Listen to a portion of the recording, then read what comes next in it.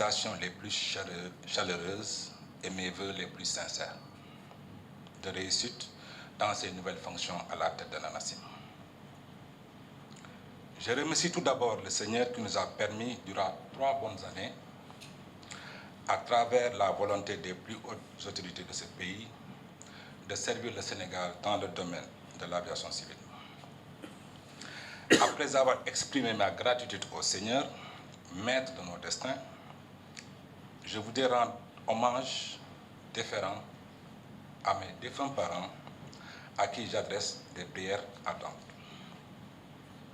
Mesdames et messieurs, se voir confier la direction de l'autorité de l'aviation civile est une marque de confiance, mais également une très lourde charge, car cela nécessite de pouvoir concilier les intérêts souvent contraires des parties prenantes et prendre des décisions très difficiles.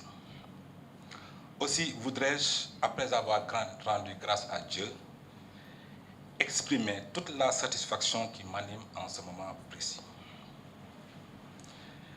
Je disais ici devant vous un certain 30 avril 2021, sur le même fauteuil, que je plaçais ma mission sous le signe du renforcement de la supervision de la sécurité et de la sûreté, l'une des principales missions de l'ANACIM. À l'heure du bilan, je pense que nous avons ensemble atteint les objectifs. En effet, du 20 février au 20 mars 2023, le système de l'aviation civile du Sénégal a été soumis à un audit de sûreté de l'OACI. Cet audit s'est soldé par un taux de conformité de 85%, représentant une progression de 7 points par rapport à l'audit de 2021, où nous avions obtenu 77%. Le moins que l'on puisse dire est que ce résultat est particulièrement appréciable en référence au taux moyen mondial qui est de 72,77% au moment où la moyenne africaine est de 64,31%. Ce score devrait s'améliorer significativement avec la récente adoption du décret relatif au renseignement préalable sur les passagers. Mieux encore, du 17 au 24 avril, à l'issue de l'audit de supervision de la sécurité de l'aviation par l'OACI, l'ANACIM a obtenu un taux global de mise en œuvre des dispositions de la Convention relative à l'aviation civile internationale de 84,89%. Ce qui place notre pays premier dans la zone de l'UEMOA et deuxième dans la sous-région Afrique occidentale et centrale, derrière le Ghana. À noter que ce taux n'inclut pas les progrès déjà réalisés dans les domaines de la navigation aérienne et des investigations des enquêtes et incidents d'aviation. Il est donc attendu que ce taux atteigne 90% lors de la prochaine évaluation de l'OACI. Des avancées et des distinctions, on peut encore en parler avec la certification de l'aéroport international de Cap Skirring, une première en Afrique au sud du Sahara, pour un aéroport régional, et la récente sélection par le prestigieux African Leadership Magazine, basé à Londres, de ma modeste personne dans le top 25 des leaders africains de l'industrie de l'aviation civile. Je voudrais ici reconnaître la contribution des agents de l'ANACIM à cette distinction.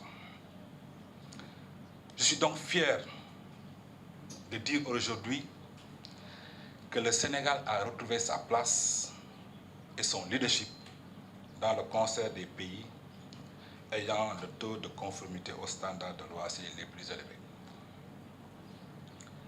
La fourniture de services météo, une autre mission de l'agence, n'a pas été en reste.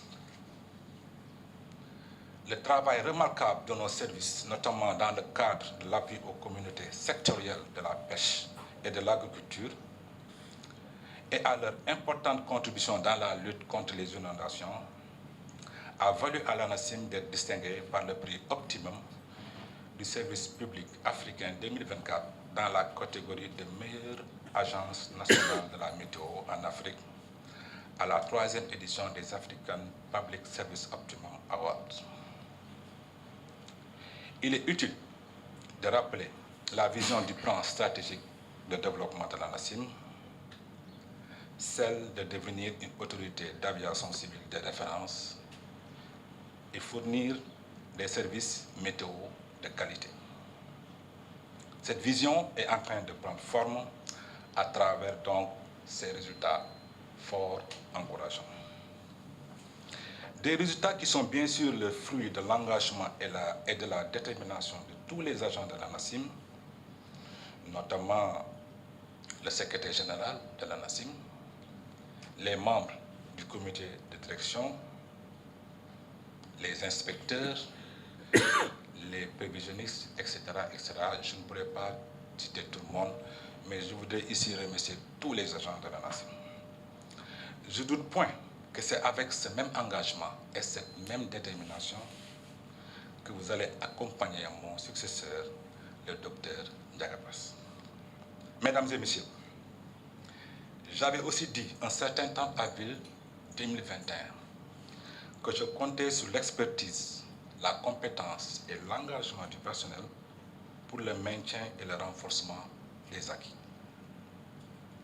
Passer du concept des ressources humaines à celui des richesses humaines constitue en effet un enjeu de durabilité des talents dans les organisations à fort impact comme l'ANACIM.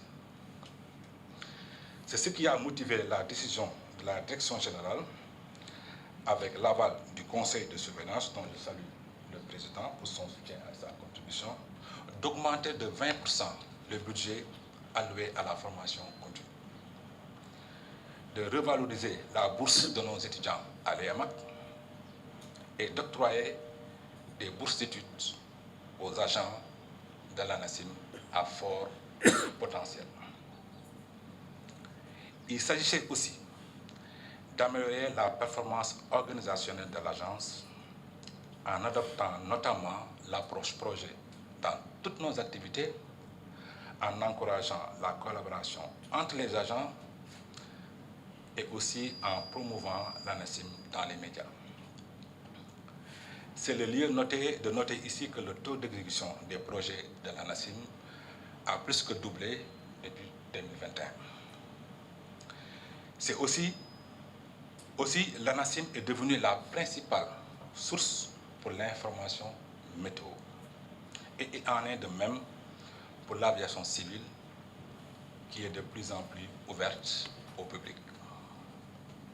Notre présence sur le digital est aujourd'hui très remarquable. Mais vous le savez tous, sans paix sociale, sans une politique sociale adaptée qui prend en compte les préoccupations des agents, il serait très difficile de faire des résultats positifs. Nous avons fait des pas de géant, malgré les difficultés conjoncturelles qui nous dépassent tous. Les arriérés sur les dettes des primes de bon rendement sont presque épongés. La direction générale avait à cœur de mettre les agents dans d'excellentes conditions de travail avec la construction d'un nouveau siège qui est une urgence de premier plan. J'en ai déjà d'ailleurs discuté avec le DG Ndiaga Basse, mais également la revalorisation des rémunérations. Sur ce dernier point, j'ai bon espoir que les travaux du comité constitué à cet effet pourront bientôt être finalisés. Chers collègues, soyez assurés que j'avais à cœur de faire encore mieux, car la motivation et le bien-être du personnel sont des éléments clés pour l'atteinte des objectifs de l'agence. Soyons conscients que des incompréhensions et des contradictions ne peuvent manquer dans les relations humaines. C'est dans l'ordre normal des choses. Je remercie donc vivement les partenaires sociaux pour leur patience et leur contribution, ainsi que l'UNISAC et la FACIM. Je tiens à exprimer ma profonde gratitude envers toute l'équipe de l'ANACIM pour son engagement et son dévouement constant. Leur travail acharné et leur détermination ont été les piliers de notre succès commun.